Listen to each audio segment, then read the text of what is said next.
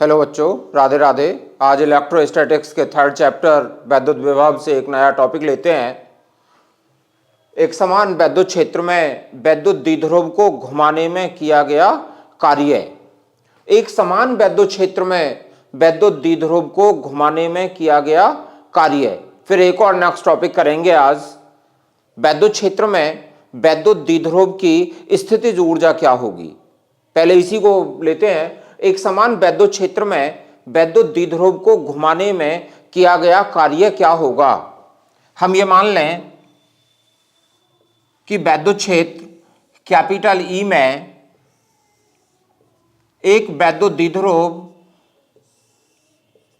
क्षेत्र के साथ थीटा कोण बनाते हुए रखा गया है। यह एक समान वैद्युत क्षेत्र है।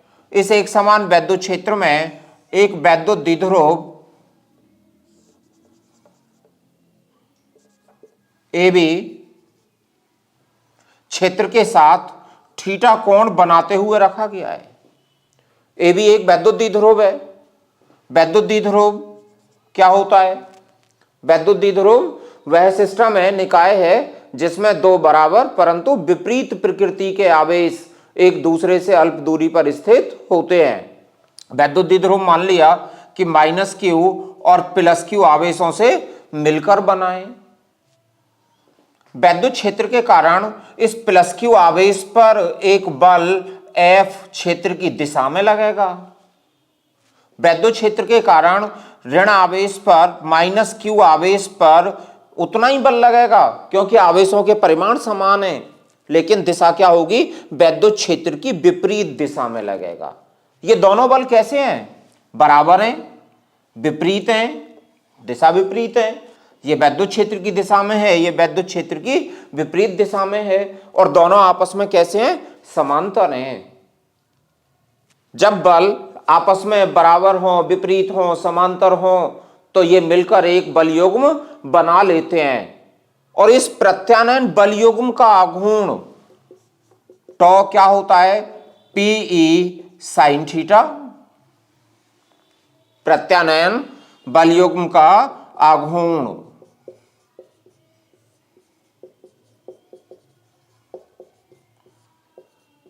प्रत्यानयन बल युग्म का आघूर्ण tau equals to P E sine theta.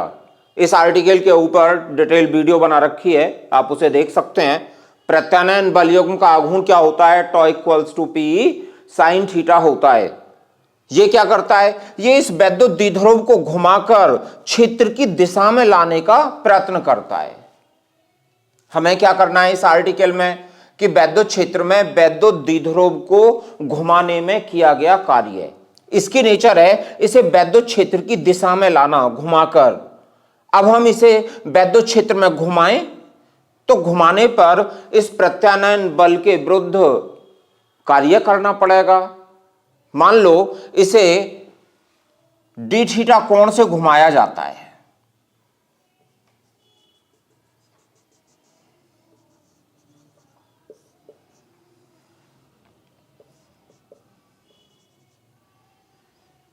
मान लो इस वैद्युत द्विध्रुव को एक स्मॉल एंगल डी थीटा से घुमाया, तो कितना कार्य करना पड़ेगा? किए गए कार्य का मान सूक्ष्म कोणीय विस्थापन किया है डी थीटा, तो कार्य भी सूक्ष्म होगा। कितना करना होगा? टॉ इंटू डी थीटा के इक्वल होगा। अनंत सूक्ष्म कोणीय विस्थापन डी थीटा करने में कितना कार्य करना होगा? D W equals to tau into D theta के बराबर होगा। टॉ का मान क्या है? पीई साइन थीटा, और डी थीटा इतना कार्य करना होगा। यदि इस वैद्युत द्विध्रुव को हम θ1 से θ2 तक घुमाएं तो इसका इंटीग्रल कर लें। इनिशियल पोजीशन मान लो, प्रारंभिक स्थिति क्या है? θ1 कोण पे रखा है, और इसे θ1 से कहां तक घुमाएं? θ2 तक। कितना कार्य करना होगा? W equals to integral θ1 to θ2 P E sine theta d theta.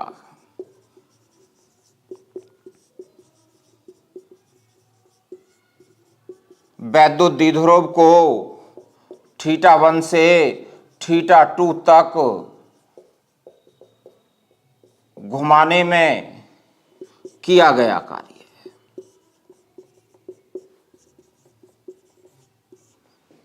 कितना होगा? W equals to integral θ1 to θ2 P sin θ d θ। P क्या है? वैद्युत द्विध्रुव का आघूर्ण है। दिशा क्या होती है P की? ऋण आवेश से धनावेश की ओर। P और E दोनों के मान नियत हैं, तो P और E इंटीग्रल से बाहर, θ1 से θ2 इंटीग्रल sin θ और d θ। sin θ का इंटीग्रल क्या होता है? Minus cos θ, limit θ1 to θ2। इस माइनस साइन को भी बाहर ले लें तो minus PE cos θ, limit θ1 to θ2 minus PE cos θ2 upper limit minus lower limit, तो कॉस θ2 माइनस कॉस θ1। या फिर W इक्वल्स टू माइनस का इनटू कर दो अंदर, तो PE कॉस θ1 माइनस कॉस θ2। एक समान वैद्युत क्षेत्र कैपिटल E में वैद्युत द्विध्रुव को घुमाने में कितना कार्य करना पड़ेगा? W equals to P cos θ1 minus cos θ2 के बराबर कार्य करना होगा। फिर एक बार पुनः, माना कोई वैद्युत द्विध्रुव वैद्युत क्षेत्र के साथ θ कोण बनाते हुए रखा है, तब इस पर प्रत्यानयन बलयुग्म का आघूर्ण कितना होगा? टॉ इक्वल्स टू P sin θ होगा। यदि वैद्युत द्विध्रुव को हम अनंत सूक्ष्म विस्थापित करें, d θ से विस्थापित करें, तो कितना कार्य करना होगा? dW equals to tau into d θ। Tau की वैल्यू रख ली P sin θ d θ। और यदि वैद्युत द्विध्रुव को हमने विस्थापित किया θ1 से θ2 तक, तब किया गया कार्य कितना होगा? इंटीग्रल कर दें, W equals to integral θ1 to θ2 P sin θ d θ। Integral किया, W equals to minus P cos θ2 minus cos θ1, minus को अंदर इंटू कर ली, W equals to P cos θ1 minus cos θ2। ये एक जनरल फॉर्मूला आ गया। इसमें प्रारंभिक स्थिति क्या है? θ1। अंतिम स्थिति कहां तक घुमाया? θ2 तक घुमाया है, तो कृत कार्य का मान W equals to P cos θ1 minus cos θ2। अब ये मान लो कि वैद्युत द्विध्रुव साम्य स्थिति में रखा है। साम्य स्थिति का अर्थ है वैद्युत क्षेत्र की दिशा में रखा है, वैद्युत क्षेत्र की दिशा में।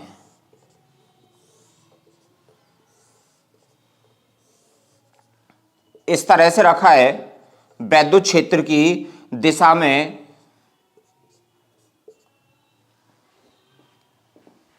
P और E दोनों एक ही दिशा में हैं साम्य स्थिति में। तो अब कोण का मान कितना हो गया? इनिशियल कोण कितना हो गया?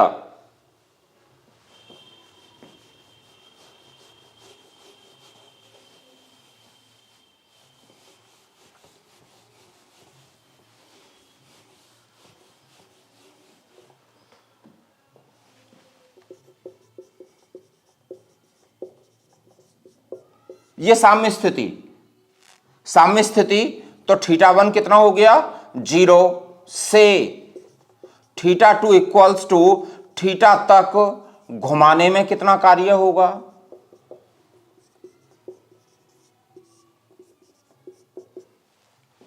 इस पोजीशन में रखा है और इस पोजीशन से ये θ1 हो गई, एंगल कितना हो गया? 0। साम्य स्थिति में रखा है, यहां से इसे θ कोण घुमा दिया, तो θ2 कितना हो गया? θ के इक्वल। तब किया गया कार्य क्या होगा? PE cos θ1 कितना हो गया? 0 माइनस और θ2 θ। तब किए गए कार्य का मान होगा PE cos 0 1, तो 1 माइनस cos θ। यदि वैद्युत द्विध्रुव साम्य स्थिति में रखा है और साम्य स्थिति से थीटा कोण घुमाया है तो कृतकार्य का मान क्या होगा? W equals to PE1 minus cos theta होगा। अब यहां पे कुछ स्पेशल केस हो सकते हैं, स्पेशल कंडीशन हो सकती हैं। जैसे मान लो वैद्युत द्विध्रुव यहां साम्य स्थिति में रखा है, θ1 0। यदि वैद्युत द्विध्रुव क्षेत्र के लंबवत रखा है, यदि वैद्युत द्विध्रुव क्षेत्र के लंबवत रखा है तो कोण कितना हो जाएगा? θ90। ये वैद्युत द्विध्रुव साम्य स्थिति में है, ऐसे रखा है लंबवत, तो एंगल कितना हो गया? 90। तब W क्या होगा? PE1 minus cos 90। Cos 90 zero होता है, कितना आ गया? कृतकार्य PE के बराबर होगा। यदि हम द्विध्रुव साम्य स्थिति में रखा है और साम्य स्थिति से इसे 180 डिग्री घुमा दें, 180 डिग्री घुमाने का अर्थ है क्षेत्र के विपरीत दिशा में कर दें। यहां पे P वेक्टर और E वेक्टर दोनों एक ही डायरेक्शन में है, इसे घुमाकर 180 डिग्री घुमा दें, क्षेत्र के विपरीत कर दें, तो कृतकार्य का मान क्या होगा?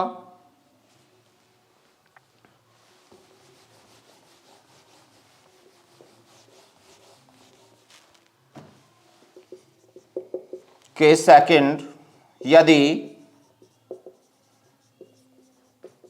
द्विध्रुव को घुमाकर क्षेत्र के विपरीत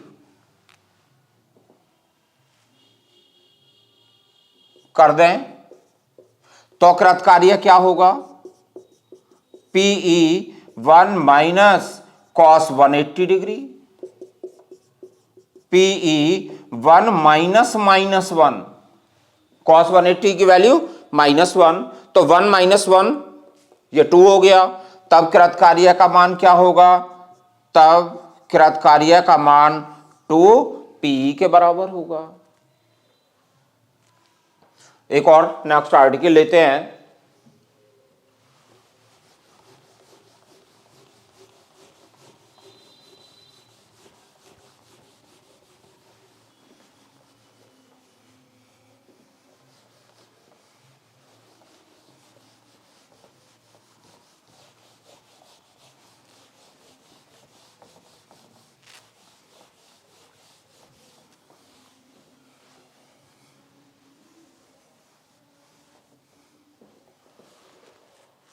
एक समान वैद्युत क्षेत्र में वैद्युत द्विध्रुव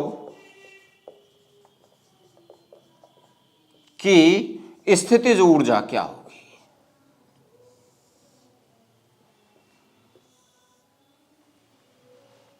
अब मान लो कोई वैद्युत द्विध्रुव अनंत पे है और अनंत से वैद्युत द्विध्रुव को वैद्युत क्षेत्र के भीतर लाएं, तो वैद्युत क्षेत्र के भीतर लाने में कुछ कार्य करना पड़ेगा और वही किया गया कार्य वैद्युत द्विध्रुव की स्थितिज ऊर्जा के बराबर होता है। तो वैद्युत द्विध्रुव की स्थितिज ऊर्जा क्या है? वैद्युत द्विध्रुव को अनंत से वैद्युत क्षेत्र के भीतर लाने में जितना कार्य किया जाता है उसे वैद्युत द्विध्रुव की स्थितिज ऊर्जा कहते हैं। मान लो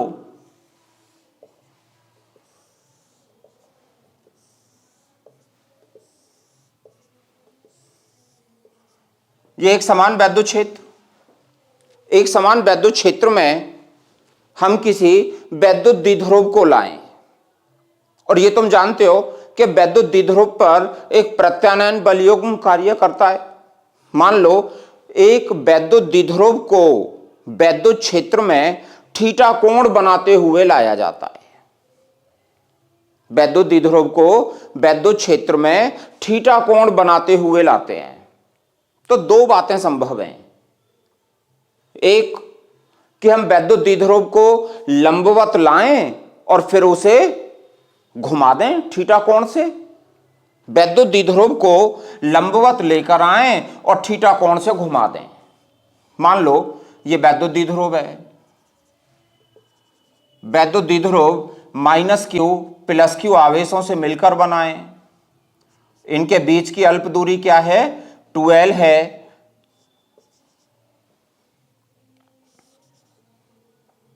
वैद्युत क्षेत्र के कारण धनावेश पर एक बल वैद्युत क्षेत्र की दिशा में लगेगा और ऋणावेश पर एक बल वैद्युत क्षेत्र की विपरीत दिशा में लगेगा। अब हम ये मान लें कि प्रारंभ में हम वैद्युत द्विध्रुव को क्षेत्र के लंबवत लेकर आते हैं।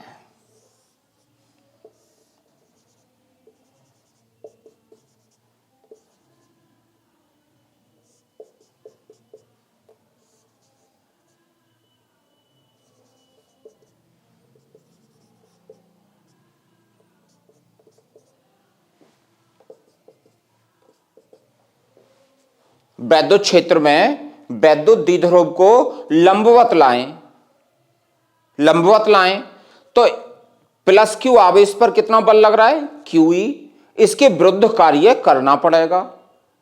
जबकि -q आवेश पर तो बल क्षेत्र की दिशा में है, इस पर तो स्वयं वैद्युत क्षेत्र कार्य करेगा।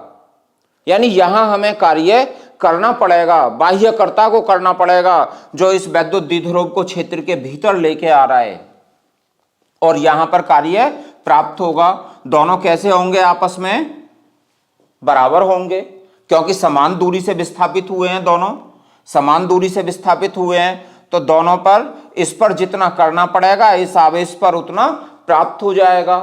तो नेट कार्य कितना होगा? 0 होगा। मान लो लंबवत लाने में जो कार्य किया गया ये W1 है।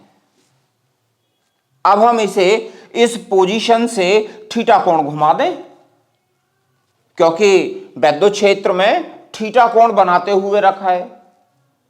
तो इस सिचुएशन से, इस कंडीशन से थीटा कोण घुमा दें तो कितना कार्य करना पड़ेगा? मान लो वो W2 है, अभी आर्टिकल किया था, उसका मान क्या था? cos θ1 - cos θ2। W लंबवत लाने में किया गया कार्य 0 हो गया, क्योंकि अनंत से दोनों आवेश समान दूरी विस्थापित होते हैं। जितना कार्य +q पर करना पड़ता है उतना -q पर प्राप्त हो जाता है, स्वयं वैद्युत क्षेत्र करता है, तो नेट कार्य 0। अब इसे थीटा कोण से घुमाने में किया गया कार्य, अब किस पोजीशन से घुमा रहे हैं हम इसे? लंबवत पोजीशन से। तो प्रारंभ में θ1 कितना है? 90 PE cos 90, और किस कोण से घुमा रहे हैं इसे? थीटा से। द्विध्रुव को लंबवत, वैद्युत क्षेत्र की लंबवत स्थिति से थीटा कोण घुमाने में कितना कार्य करना होगा? यह था फॉर्मूला। लंबवत स्थिति है ये, तो ये 90 हो गया। इससे किस पोजीशन में ले गए? थीटा कोण की पोजीशन में। कितना करना पड़ेगा? PE cos 90 कितना होता है? 0 माइनस cos थीटा, तो -PE cos थीटा, ये कार्य होगा W2। ये कार्य हुआ वैद्युत द्विध्रुव को अनंत से वैद्युत क्षेत्र के भीतर लंबवत लाने में। नेट कार्य 0, और घुमाने में, थीटा कोण से घुमाने में इस सिचुएशन से कितना हो गया? -PE cos theta. तो वैद्युत द्विध्रुव को थीटा कोण बनाते हुए वैद्युत क्षेत्र के भीतर लाने में कुल कार्य कितना होगा? अतः द्विध्रुव को क्षेत्र के भीतर थीटा कोण पर लाने में कुल किया गया कार्य, दोनों को प्लस कर लें, W equals to W1 plus W2। W1 कितना है 0, लंबवत लाने में किया गया कार्य 0, और W2 कितना है माइनस PE cos थीटा। तो W कितना आ गया माइनस PE cos थीटा। इतना कार्य करना पड़ेगा। वैद्युत द्विध्रुव को वैद्युत क्षेत्र के भीतर थीटा कोण बनाते हुए लाने में कृत कार्य का मान W equals to minus PE cos theta होगा। और हमें वैद्युत द्विध्रुव को अनंत से वैद्युत क्षेत्र के भीतर लाने में जितना कार्य करना पड़ता है वही वैद्युत द्विध्रुव की स्थितिज ऊर्जा के बराबर होता है। अर्थात वैद्युत द्विध्रुव की स्थितिज ऊर्जा क्या होगी, U इसी कार्य के बराबर होगी। तो U equals to W, U equals to कितना आया PE cos theta. General formula आ गया। वैद्युत स्थितिज ऊर्जा कितनी है U equals to minus PE cos theta. अब यहां पर कुछ स्पेशल कंडीशन हो सकती हैं।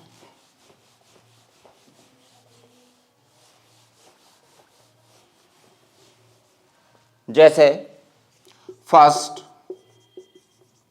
यदि वैद्युत द्विध्रुव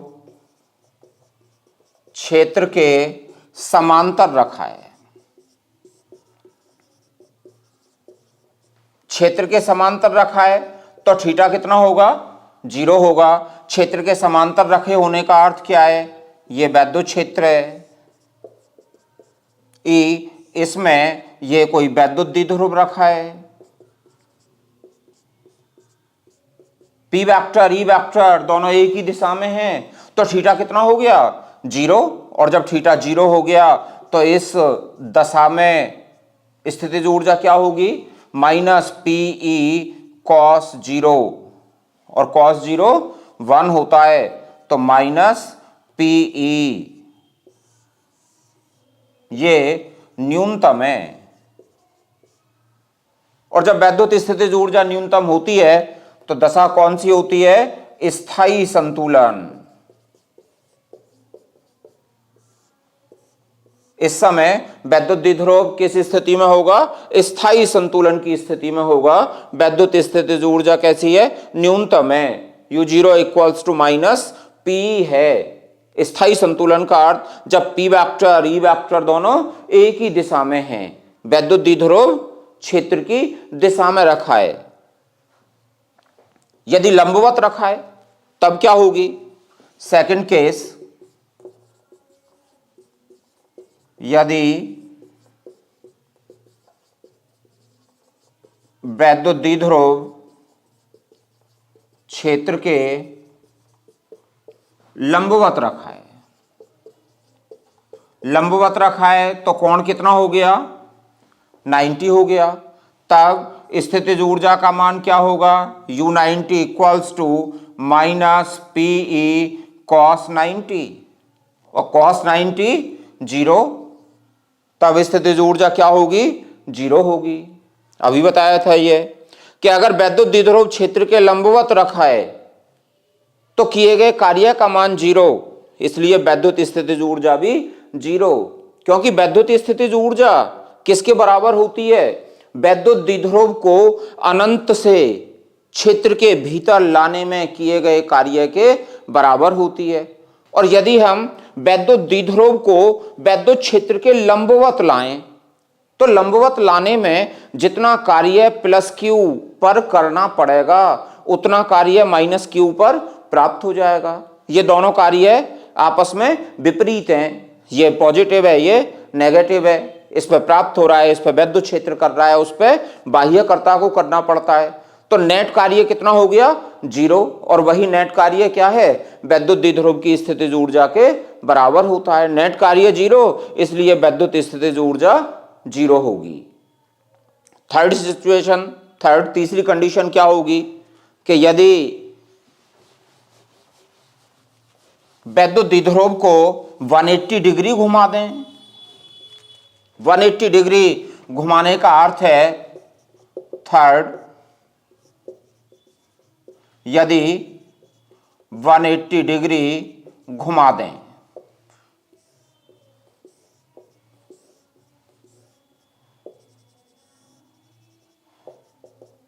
ये ई की दिशा, ये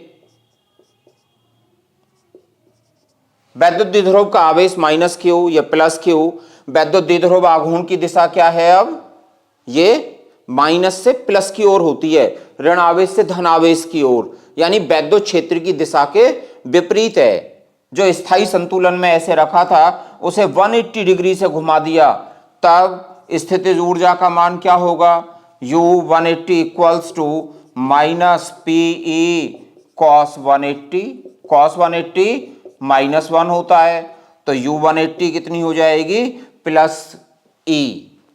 तो जब वैद्युत द्विध्रुव इस पोजीशन में रखा होता है तो वैद्युत स्थितिज ऊर्जा का मान कितना होता है, प्लस PE, और ये अस्थायी संतुलन की स्थिति है। इसे अस्थायी संतुलन की स्थिति कहते हैं।